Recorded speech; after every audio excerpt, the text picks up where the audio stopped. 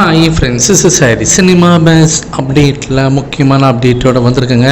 So Rajini சாரோடைய latest புகைப்படம் பார்த்தீங்கன்னாக்கா வெளியாகிருக்கு. So Rajini sir ஒரு ரசிகர் கூட நின்று எடுத்துக்கிட்ட ஒரு புகைப்படம். ஸோ ரஜினி சார் பார்க்கவே அவ்வளோ சூப்பராக இருக்கிறாரு. இந்த புகைப்படம் இன்று விநாயகர் சதுர்த்தி அதுமாக நமக்கு கிடைச்ச ஒரு வரப்பிரசாதம், நமக்கு கிடைச்ச ஒரு தரிசனம், தலைவருடைய தரிசனம் கிடைச்சிருக்கு அப்படி தான் சொல்லணும். அதோட நம்ம பாக்ஸ் ஆஃபீஸ் நிலவரத்தை பார்த்துறோம். ரஜினி சாரோடைய படம் பார்த்தீங்கன்னாக்கா கூலி திரைப்படம் 525 கோடியை தாண்டி பாக்ஸ் ஆஃபீஸில் கலக்கின்னு இருக்குது அப்படின்ற மாதிரி தகவல் வந்து இருக்குங்க. இன்று விநாயகர் சதுர்த்தின்றதுனால இன்றைக்கி ஒரு பெரிய ஜம்ப் இருக்கும் அப்படின்னு நான் நினைக்கிறேன். பாக்ஸ் ஆஃபீஸில் அக்ராஸ் த நேஷன் கண்டிப்பாக ஒரு பெரிய ஜம்ப் இருக்க போகுது. அது எந்த அளவுக்கு இந்த படத்துடைய வசூலை அதிகரிக்கும்ன்றதெல்லாம் நம்ம வெயிட் பண்ணி தான் பார்க்கணும்.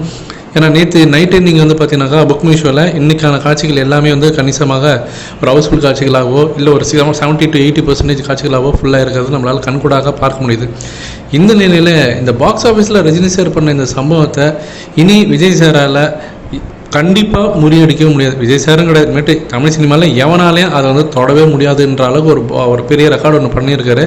இந்த கூலி படம் தான் அதை சாத்தியப்படுத்தியிருக்கு. என்ன ரெக்கார்டு அப்படின்னு சொல்லிட்டு பார்த்தீங்கன்னாக்கா, ஃபஸ்ட்டு ரெக்கார்டு 500 கோடிங்க. படத்தோடைய ஒட்டுமொத்த வசூல் 500 கோடிக்கு மேலே.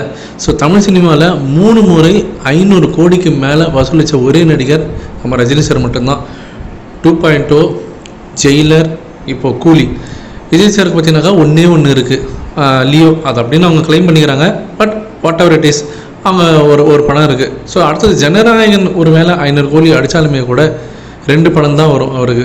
அதுக்கப்புறம் அவர் படம் நடிக்க மாட்டேன்னு அவர் சொல்லிட்டார். இப்போதைக்கு இன்றைக்கி இருக்கிற ஸ்டேட்டஸ் படி அவர் படம் நடிக்க மாட்டேன்னு சொல்லிட்டாரு. அதன்படி பார்த்தாக்கா இன்னும் ஒரு படம் அது 500 கோடி அடித்தாலுமே கூட 2 படம் தான் வரும்.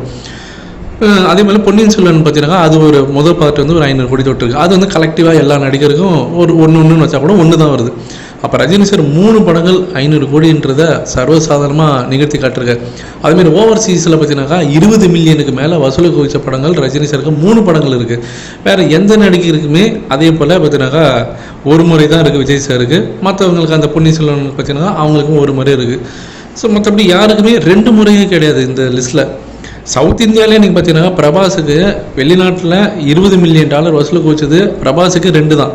ஆனால் தலைவருக்கு 3ன்னும் போது சவுத் இந்தியன் சினிமா ஹிஸ்ட்ரியை எந்த அளவுக்கு அவர் வந்து பார்த்தீங்கன்னா அவருடைய கண்ட்ரோலில் வச்சுருக்காரு அப்படின்றது நல்லாவே தெரியுது. அவர் ஏன் பாக்ஸ் ஆஃபீஸ் கிங்கு நம்ம சொல்கிறோன்றது இந்த இடத்துல எல்லாருமே புரிஞ்சிருக்கும் ஃப்ரெண்ட்ஸ்.